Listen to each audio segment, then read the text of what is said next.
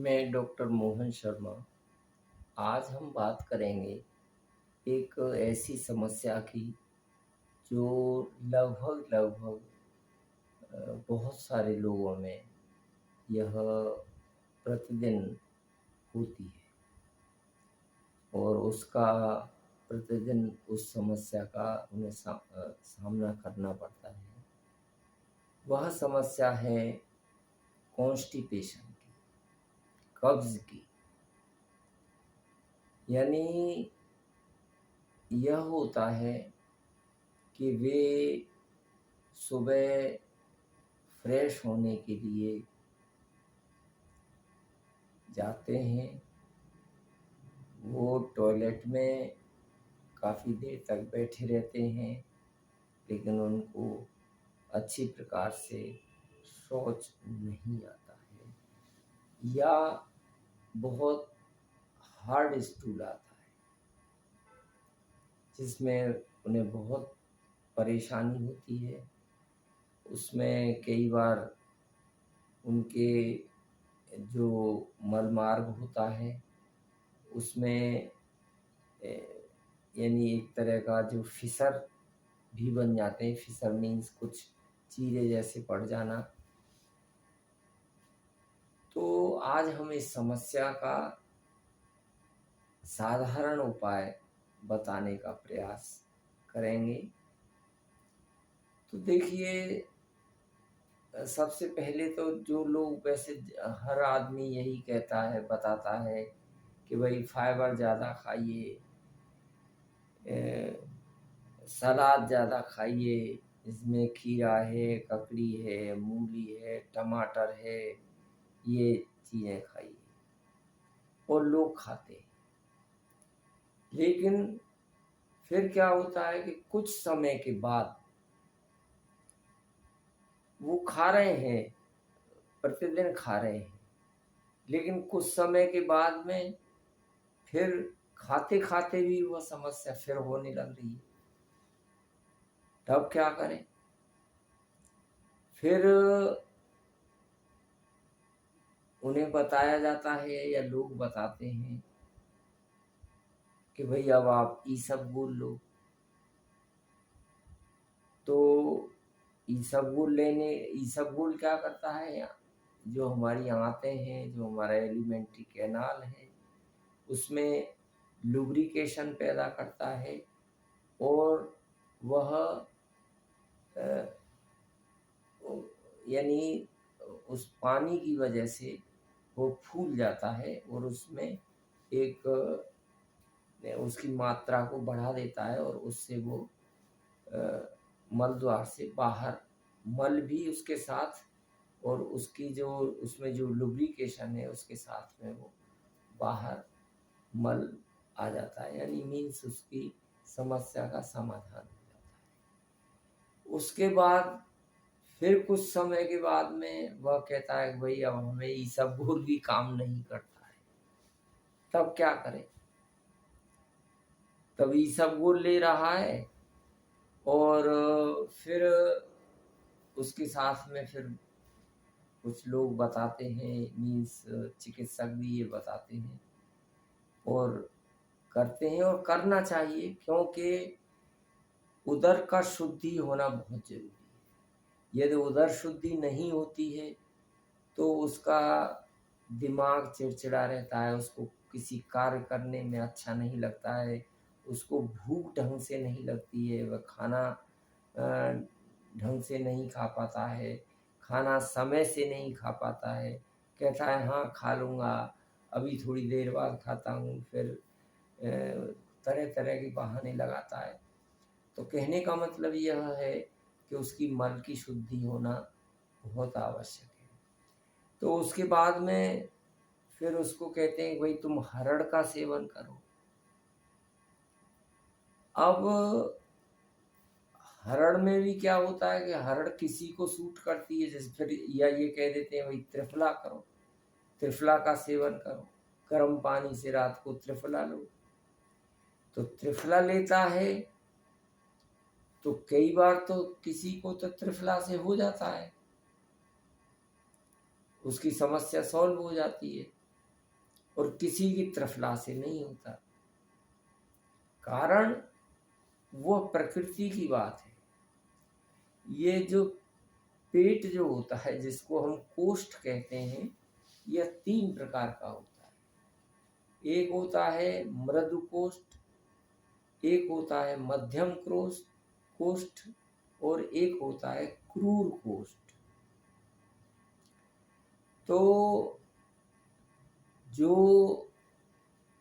यानी सबसे पहला जो कोष्ठ है, मृदु कोष्ठ जिसको कहा है, वह छोटी मोटी चीज़ों से बड़ी आसानी से उन लोगों को मल त्याग आराम से हो जाता है। जैसे ईसबगोल से हो गया उनको त्रिफला से हो गया, उनको हरड़ से हो गया, उनको यहाँ तक कि वो दूध पीते हैं, उस दूध पीने से हो जाता है किसी और किसी को ये सारे कुछ कर ले तो भी नहीं हो पाता है।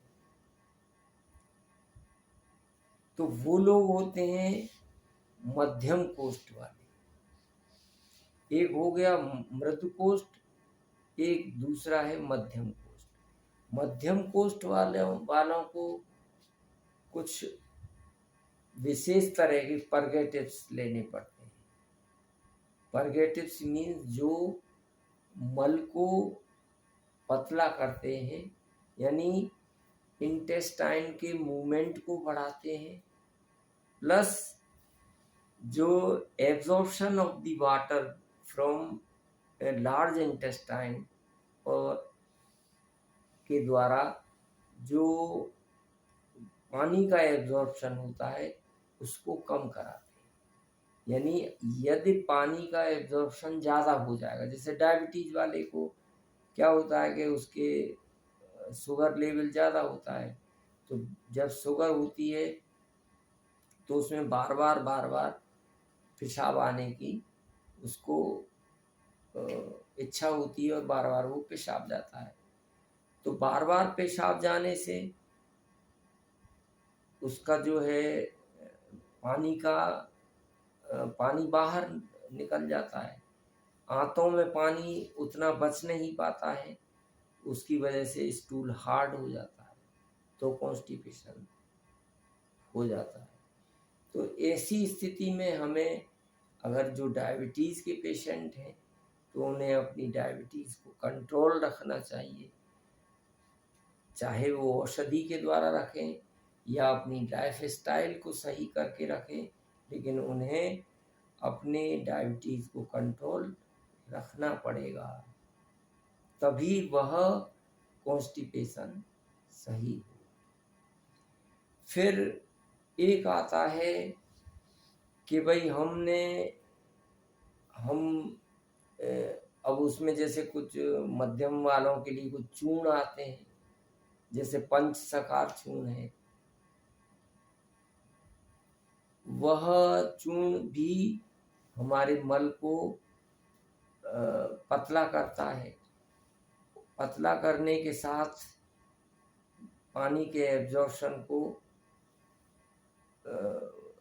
यानी कम करता है, पानी एब्जॉर्ब ज़्यादा नहीं हो पाता है और इंटेस्टाइन या लार्ज इंटेस्टाइन में पानी रहता है, जिससे वो मल लुब्रिकेट रहता है और आसानी से मल बाहर आ जाता है। इसी तरह से और भी बहुत सारे चूर्ण आते हैं। तो ऐसी स्थिति में उन चूर्णों का सेवन करते हैं। कुछ लोग जैसे सप्ताह में एक बार कर लिया, फिर 2 बार, कभी सप्ताह में 2 बार, कई बार यहाँ तक होता है कि एक एक दिन छोड़ के करना पड़ता है।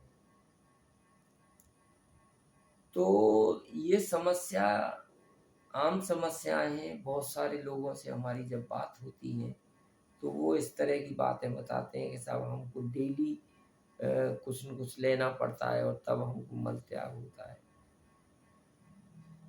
तो ठीक है, तो इसमें हमें ये है कि भाई हमें फाइबर लेना चाहिए, मेडिसिन भी लेना आवश्यक हो जाता है। यहाँ तक कि इंसान करे तो करे क्या, उनके जब मल त्याग हो ही नहीं पा रहा है तो उन्हें कुछ न कुछ तो लेना है। फिर एक आता है कि हम लोग जो एरंड स्नेह होता है यानी कैस्टर ऑयल जिसको बोलते हैं वो लेते हैं, 1 या 2 चम्मच रात को दूध में मिला कर के लिया जाता है, या कुछ लोग दूध का सेवन नहीं करना चाहते तो गुनगुने पानी में मिला करके उसको ले लेते हैं, तो वो इन आंतों को लुब्रिकेट रखता है और उससे आसानी से मल बाहर आ जाता है। कई बार ये सारी चीज़ें लेते लेते इंसान वो कहता है मैं कभी कुछ ले रहा हूँ, कभी कुछ ले रहा हूँ। वैसे तो क्या है कि एक चीज़ ही नहीं लेते रहना चाहिए, क्योंकि हमारी बॉडी को एक ही चीज़ की आदत पड़ जाए तो कई बार बहुत ज़्यादा लंबे समय तक लेने से वो कुछ उसके हानियाँ भी हो जाती हैं। हालांकि हम जो ये कुछ ऐसी चीज़ें बता रहे हैं ये बहुत ज़्यादा कोई हानि करने वाली नहीं है, लेकिन शरीर है तो और मल का त्याग करना भी आवश्यक है। तो फिर इसके बाद में फिर कि भाई हम चूर्ण भी ले रहे हैं, हमने कैस्टर ऑयल भी लिया, हम बहुत सारी चीज़ें ये ले लेके थक गए, अब हम क्या करें, हमें फिर भी नहीं सोच सही प्रकार से नहीं आता है। तो फिर कुछ लोग यानी एक मेडिसिन आती है जैसे मिल्क ऑफ मैग्नीशिया, तो वह मिल्क ऑफ मैग्नीशिया क्या करता है कि वह भी इंटेस्टाइन में पानी को रोकने की कोशिश करता है, तो उससे हो जाता है। फिर मिल्क ऑफ मैग्नीशिया प्लस एक आता है liquid paraffin, milk of magnesia plus liquid paraffin. ये लिक्विड पैराफिन क्या होता है, एक तरह का पैराफिन मीन्स जो मोम होता है, मोम जैसा, बट वो मोम लिक्विड होता है और इस तरह का मोम नहीं है बट मोम जैसा। तो वह पैराफिन क्या करता है, उसको आंतें एब्जॉर्ब तो करती नहीं है लेकिन उसमें चिकनाहट रहता है।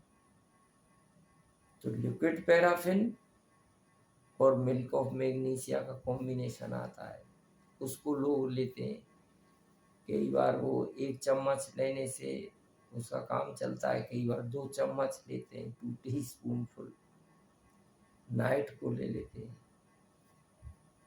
फिर कई बार कुछ लोग कहते हैं कि भाई हम ये लेते लेते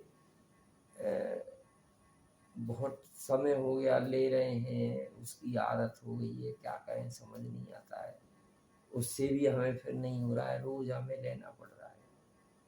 तो इसके बाद में फिर और एक मेडिसिन है इसी मिल्क ऑफ मैग्नीशिया और लिक्विड पैराफिन के साथ में एक कंटेंट्स और जोड़ दिया जिसको सोडियम पिकोसल्फेट बोलते हैं। तो उसमें अब 3 चीज़ें हो गई, milk of magnesia, liquid paraffin और सोडियम पिकोसल्फेट। सोडियम पिकोसल्फेट क्या करता है कि यह इंटेस्टाइन की मूवमेंट को बढ़ाता है। कई बार जो जो इंसान की एज हो जाती है त्यों त्यों उसके अंग प्रत्यंगों का वर्क यानी जो फंक्शन जिस तरह से होना चाहिए उस प्रकार से नहीं हो पाता है, और यानी आंतें जिस तरह से काम करना चाहिए वो नहीं करती हैं, तो उनको कॉन्स्टिपेशन रहता है। अब हमने भोजन तो कर लिया लेकिन हमारी आंतों में मूवमेंट ही नहीं हो रहा, मूवमेंट हो भी रहा है तो बहुत धीरे धीरे हो रहा है, और जब धीरे धीरे हो रहा है तो हमारा जो मल पदार्थ है वो आगे खिसक नहीं रहा, और जब खिसक नहीं रहा है और आंतों में जितनी देर तक बड़ी आंतों में वो पड़ा रहेगा उतने समय तक उसमें पानी का एब्जॉर्प्शन हो जाएगा। तो पानी का एब्जॉर्प्शन होने से मल हार्ड हो जाएगा, मल स्टूल हार्ड हो जाता है, तो वो समस्या हो जाती है। तो फिर उसमें मिल्क ऑफ मैग्नीशिया,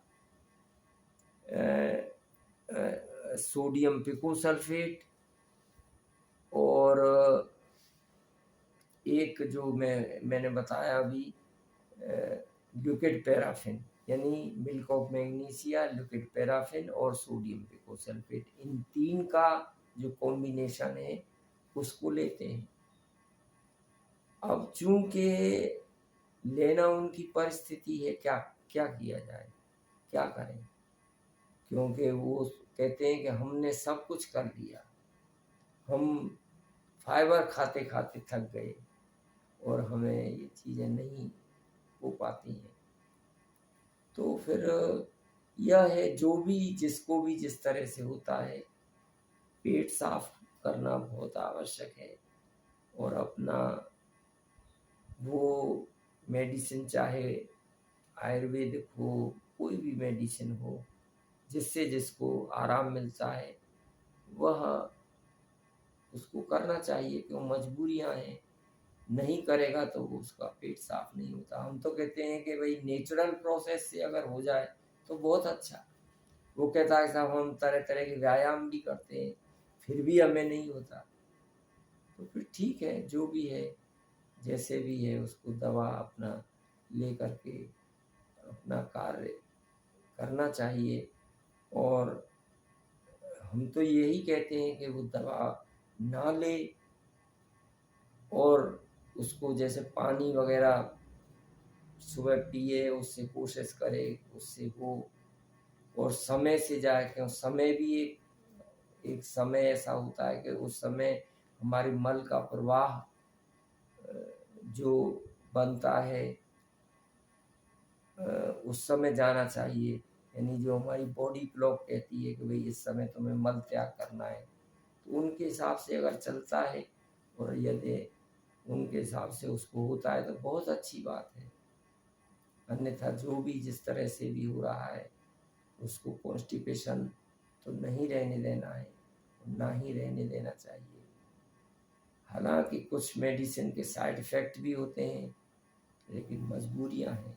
क्या देखिए, इस समस्या के निजात के लिए इसी के समस्या तो है, धन्यवाद। तो इसके लिए हमें अपने डॉक्टर से अवश्य परामर्श ले लेना चाहिए, और जो भी वो इन्वेस्टिगेशन के लिए कहें वो इन्वेस्टिगेशन भी करा लेना चाहिए, क्योंकि पता नहीं हम कुछ और सोच रहे हैं और कई बार निकलती समस्या कुछ और है। ताकि डॉक्टर के